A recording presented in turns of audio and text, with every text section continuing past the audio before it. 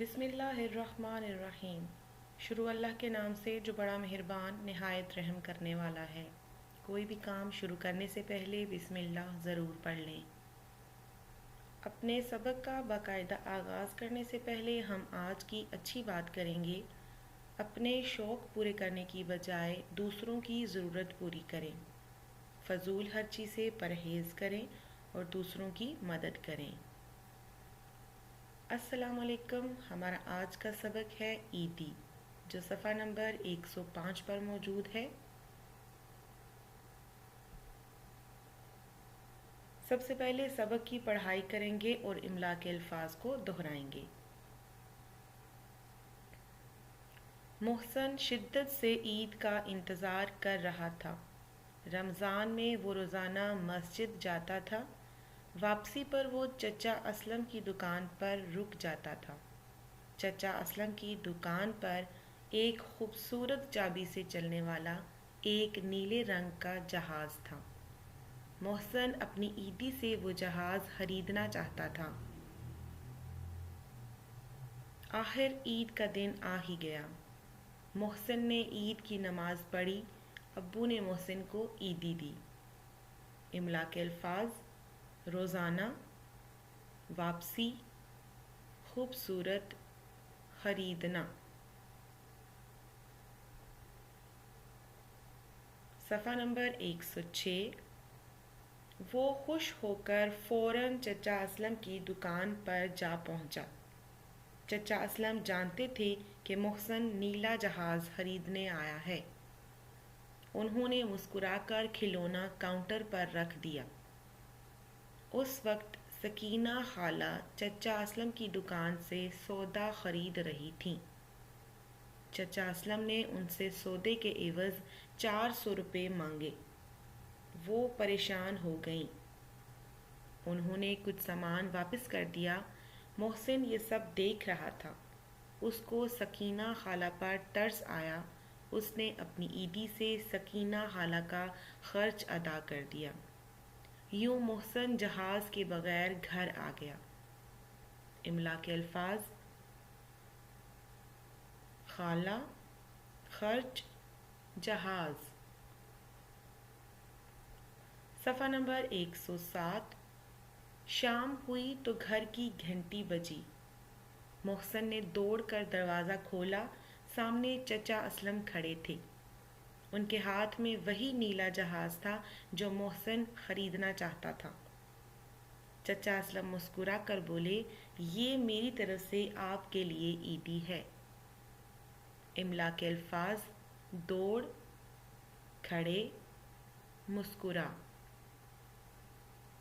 پیارے بچوں، جس طرح محسن نے کسی ضرورت مند کی مدد کی اور اپنے شوق کو نظر انداز کر دیا، اسی طرح ہمیں بھی چاہیے کہ ہم ضرورت مندوں کی مدد کریں۔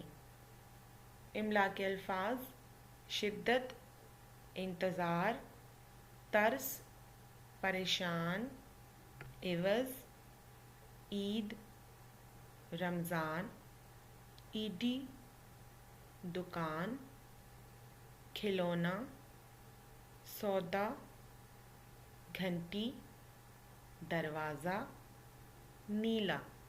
مشقی سوالات کو حل کرتے ہیں۔ سب سے پہلا سوال ہے، مختصر جواب لکھیں۔ محسن کس کی دکان کے سامنے رک جاتا تھا؟ محسن اسلم چچا کی دکان پر رک جاتا تھا۔ سوال نمبر 2، محسن کو عیدی کے پیسوں سے کیا چیز خریدنی تھی؟ محسن چابی سے چلنے والا ایک جہاز خریدنا چاہتا تھا۔ سوال نمبر 3، محسن نے اپنی عیدی سے کیا کیا؟ محسن نے اپنی عیدی سے سکینہ خالہ کی مدد کی۔ سوال نمبر 2، صوتیات یعنی آوازوں کا علم، جسے انگلش میں فونیٹکس کہتے ہیں۔ آج ہم بات کریں گے چھوٹی اے اور بڑی اے پر۔ چھوٹی اے اور بڑی اے جب کسی لفظ کے درمیان میں آئیں تو ان کی شکل ایک جیسی ہوتی ہے، لیکن آوازیں مختلف ہوتی ہیں۔ مثال کے طور پر پہلا لفظ ہے چے بڑی اے نون، چین، جس کا مطلب ہے آرام۔ دوسرا لفظ ہے چے چھوٹی اے نون، चीन, जो कि एक मुल्क का नाम है। नीचे कुछ लफ्ज़ दिए गए हैं, उनको बुलंद आवाज़ से पढ़ें। जिस लफ्ज़ में छोटी ए आती है उनके गिर्द दायरा बनाएं। ईद, नीले, ख़रीद, कीमत, सकीना, मेरी। सवाल नंबर 4 है, जुमले बनाइए। कुछ अल्फाज दिए गए हैं जिनके जुमले बनाने हैं। आइए उन जुमलों को पढ़ते हैं। सबसे पहला लफ्ज़ है खुश। आज मैं बहुत खुश हूँ। दूसरा लफ्ज़ है शुक्रिया। आपकी मदद का शुक्रिया। तीसरा लफ्ज़ है परेशान। सकीना खाला बहुत परेशान थीं। चौथा लफ्ज़ है ईदी। अम्मी ने मुझे ईदी दी। पांचवा लफ्ज़ है तर्स। वो बहुत खुदा तर्स इंसान है। सफ़ा नंबर 10 पर फ़ेल, फ़ाइल और मफ़ूल के बारे में बताया गया है। फ़ेल जिसे इंग्लिश में वर्ब, फ़ाइल को सब्जेक्ट और मफ़ूल को ऑब्जेक्ट कहा जाता है। फ़ेल का मतलब है काम, फ़ाइल का मतलब है काम करने वाला और मफ़ूल का मतलब है जिस पर काम किया जाए। मिसाल के तौर पर अब्बू दफ्तर जाते हैं। इस जुमले में अब्बू फ़ाइल हैं, दफ्तर मफ़ूल है, जाते फ़ेल है।